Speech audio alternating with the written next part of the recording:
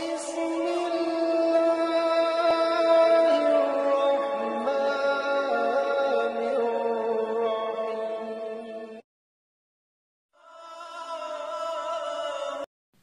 అనంత కరుణామయుడు అపార కృపాశీలుడు అయిన అల్లాహ్ పేరుతో ప్రారంభిస్తున్నాను. ఈ వీడియోను పూర్తిగా చివరి వరకు చూడండి. నా ఈ చిన్న ప్రయత్నంలో పొరపాట్లు జరిగితే అల్లా నన్ను క్షమించమని వేడుకుంటున్నాను. आयत नंबर 30 ومن يفعل ذلك عدوانا وظلما فسوف نصليه نارا وكان ذلك على الله يسيرا. ఆయత నెంబర్ 30. తలబిరుసుతనంతో దౌర్జన్యంతో దీనికి ఈ అవిధేయతకు పాల్పడేవాణ్ణి మేము నరకాగ్నిలో పడవేస్తాం. ఇలా చేయటం అల్లాహకు చాలా తేలిక. 50. అంటే తెలిసి కూడా నిషిద్ధ పనులకు పాల్పడటం దైవభీతి ఉన్నవాడెవడు ఇలా చేయడు. అహంకారంతో వెర్రవీగేవాడు తనకేదీ ఎదురులేదని తలపోసే పరమ దుర్మార్గుడు మాత్రమే ఇలాంటి వాటికి పాల్పడతాడు. आयत नंबर 31 إن تجتنبوا كبائر ما تنهون عنه نكفر عنكم سيئاتكم وندخلكم مدخلا كريما. ఆయత నంబర్ 31. మీకు వారించబడే మహాపరాధాలకు గనుక మీరు దూరంగా ఉన్నట్లయితే మీ చిన్న చిన్న పాపాలను మేము మీ లెక్క నుండి తీసేస్తాము.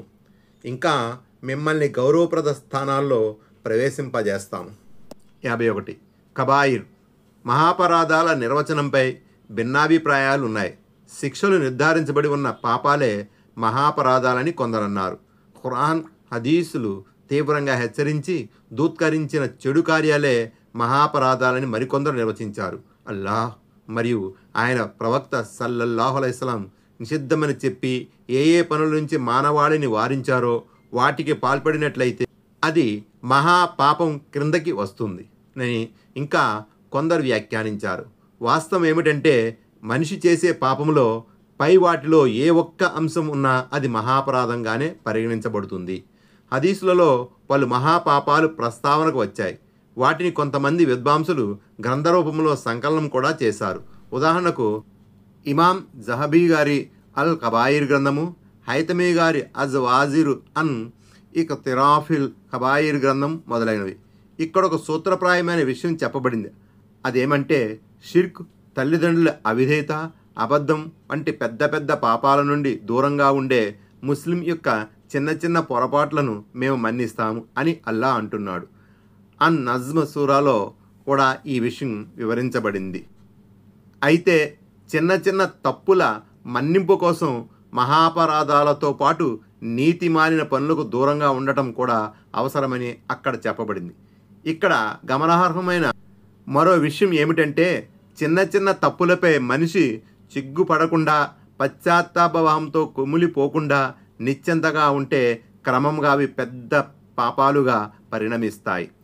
అలాగే పెద్ద పాపాలకు దూరంగా ఉండడంతో పాటు మనిషి ఇస్లాం విధులను నిర్వర్తించడం, సత్కార్యాలు చేయడం కూడా అవసరమే.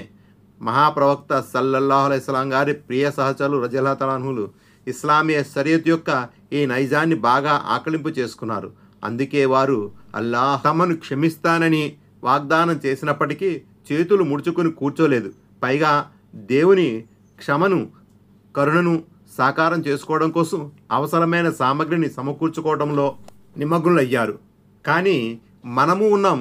మన కర్మల జోలిలో సదాచరణలు అయితే లేవు, కానీ మన హృదయాలు మాత్రం ఆశలు ఆకాంక్షలతో నిండి ఉన్నాయి. आयत नंबर 32 ولا تتمنوا ما فضل الله به بعضكم على بعض للرجال نصيب مما اكتسبوا وللنساء نصيب مما اكتسبن واسألوا الله من فضله إن الله كان بكل شيء عليما.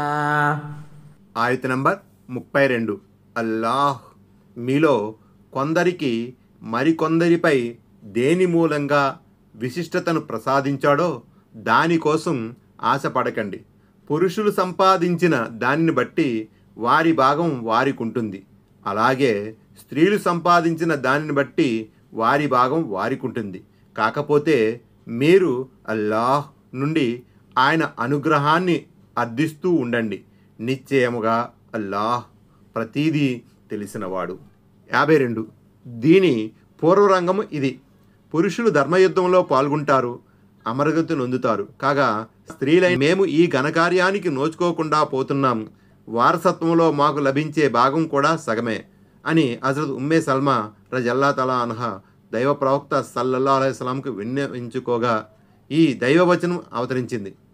ముస్నద్ అహ్మద్ సంపుటి 6 పేజీ 322. ఈ దైవాదేశంలో ప్రధాన ఉద్దేశం ఏమిటంటే పురుషులకు అల్లాహ్ ప్రసాదించిన శారీరక శక్తి సామర్థ్యాల వెనక పరమార్థం ఉంది. పురుషుల కార్యక్షేత్రం స్త్రీల కార్యపరిధి కన్నా భిన్నమైంది. పురుషులు దైవ మార్గంలో యుద్ధం చేస్తారు.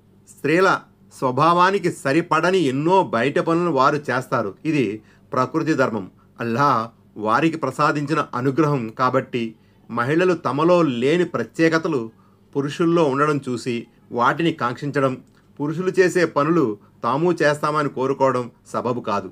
అయితే దైవ విధేయతలో, సత్కార్యాలలో, దాన ధర్మాలలో వారి శక్తి వంచన లేకుండా కృషి చేయాలి. ఈ రంగంలో వారి కృషి చేస్తే పురుషుల మాదిరిగా వారు సంపాదించుకున్న దానికి పూర్తి ప్రతిఫలం లభిస్తుంది. దీంతో పాటు దైవానుగ్రహం కోసం సదా ప్రార్థిస్తూ ఉండాలి. ఇక పురుషులకు స్త్రీలకు కార్యపరిధి రీత్యా ఉన్నటువంటి వ్యత్యాసాలు సహజమైనవి. ఇది తిరుగులేని ప్రకృతి ధర్మం. ఆశలు పెంచుకున్నంత మాత్రాన అవి ప్రాప్తించేవి కావు. కాకపోతే దైవ కటాక్షంతో వారు తమకు లభించే కష్ట ఫలాన్ని ఎంతగానో పెంచుకోవచ్చు.